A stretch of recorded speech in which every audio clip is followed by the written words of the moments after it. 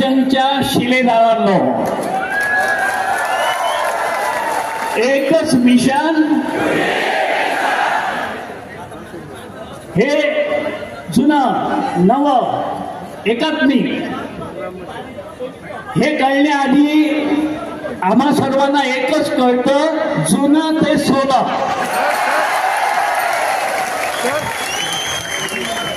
हे काही नवं मागणं आहे असं नाही. आपण जे आम्हाला देत होतात तेच द्या हे मागतात, जुनं मागतात. असे आकाशातले चंद्र तारे काही मागत नाही, हे तोडून द्या ते तोडून द्या. आम्हाला जे मिळत होतं ते बंद झालं, तेच आम्हाला पुन्हा सुरू करू द्या. याच्यापेक्षा दुसरी न्याय्य मागणी असूच शकत नाही.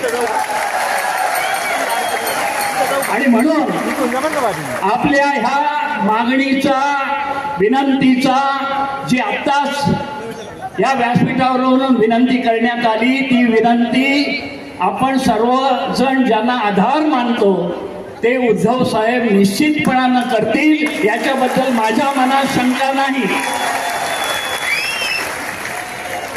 वेतन आणि पेन्शन हा खरं म्हटलं तर प्रत्येकाचा एक अधिकार आहे.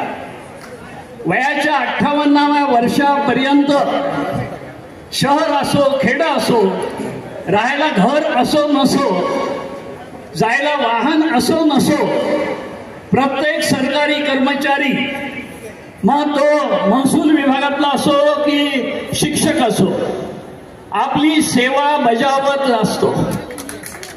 अख्खं आयुष्य सेवेत घातल्यानंतर त्याची अपेक्षा एवढीच की आता 98व्या वर्षानंतर मी निवृत्त झाल्यावर माझ्या पोरांकडे हात पसरून लाचारीनं उभं राहावं लागू नये.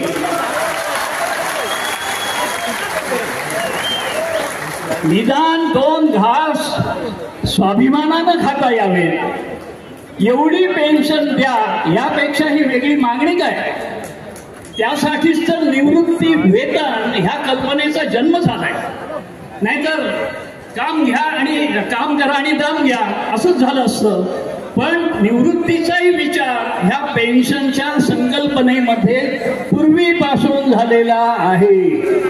आणि असं मला वाटतं, जेव्हा अनेक वृद्ध लोक, अनेक ज्येष्ठ नागरिक लाचार झालेले दिसतात, औषध पाहिजे असलं ते मिळायची मुश्किल, 2 वेळचं नीट आपल्याला आणि पत्नीला खाऊ घालायची मुश्किल, म्हणून पेन्शन हवी. बरं, पेन्शन कोणाला? सगळ्यांना मिळते, कर्मचाऱ्यांना मिळतेच असं एवढंच नाही, लोकप्रतिनिधींना सुद्धा पेन्शन मिळते ना.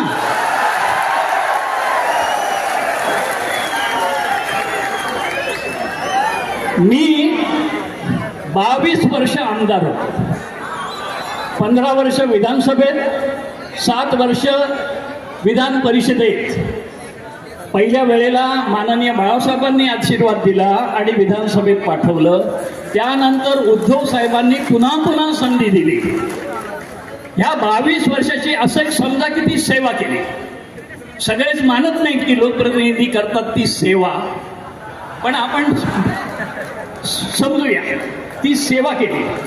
आणि त्यामुळे मला पेन्शन चालू झाली. किती? मला 84,000 रुपये पेन्शन मिळते. मला कुणाच्या समोर हात पसरायची पाळी येणार नाही. मी आणि पत्नी देव जेवढं आयुष्य देईल तेवढं आयुष्य 2 वेळ जेवू शकतो, एवढे पैसे तर नक्की मला मिळत आहेत. आणि मिळण्याची हमी शासनानं दिली आहे. पण माझंच नाही, सगळे आमदार, खासदार, मंत्री ह्यांना पेन्शनची तरतूद झाली. आपल्या राज्याचे जे 3 रिक्षाची 3 चाकं जशी जे तिघे आहेत, त्यातले मिंधे पुढच्या नोव्हेंबरमध्ये निवृत्त होणार, घरी बसणार, पेन्शन चालू होणार. किती मिळणार? 70,000 रुपये मिळतील. त्यानंतर तुमचे देवा भाऊ ते घरी बसणार नोव्हेंबरमध्ये, त्यांना मिळणार 80,000 रुपये. आणि तिसरे दादा, तिसरे उपमुख्यमंत्री, त्यांना निवृत्तीनंतर म्हणजे अगदी नोव्हेंबर पासून 90,000 रुपये पेन्शन मिळणार. काय कमी आहे काय? पुन्हा ऑटोमॅटिक आपोआप दर 5 वर्षांनी त्यात वाढच होत असते. बरं, हे झालं राज्याचं. केंद्रात काय? आपण मी सगळ्यांचं उदाहरण कशाला घेत बसू, तेवढा वेळी घ्यायचं नाही. आपले अगदी जनसामान्यांचे लाडले प्रधानमंत्री, त्यांना किती पेन्शन मिळणार आहे? मिळणार आहे की नाही? त्यांना अगदी आत्ता जरी ते घरी बसले, खरं तर मागच्या मे महिन्यात जनतेनं त्यांना घरी बसवायचीच तयारी केली होती. 2 कोंबड्या घेऊन ते उभे राहिले. पण जर घरी बसले असते तर त्यांना पेन्शन मिळाली असती 90,000 रुपये. कसे?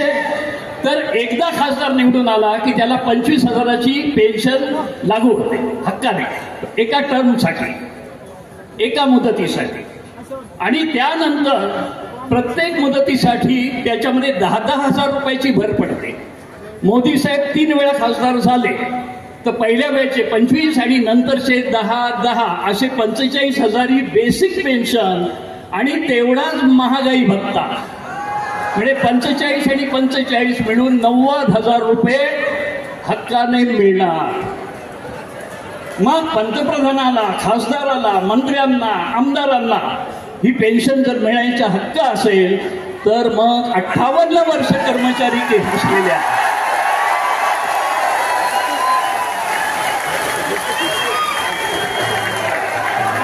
मागितलं तर काय चूक आहे?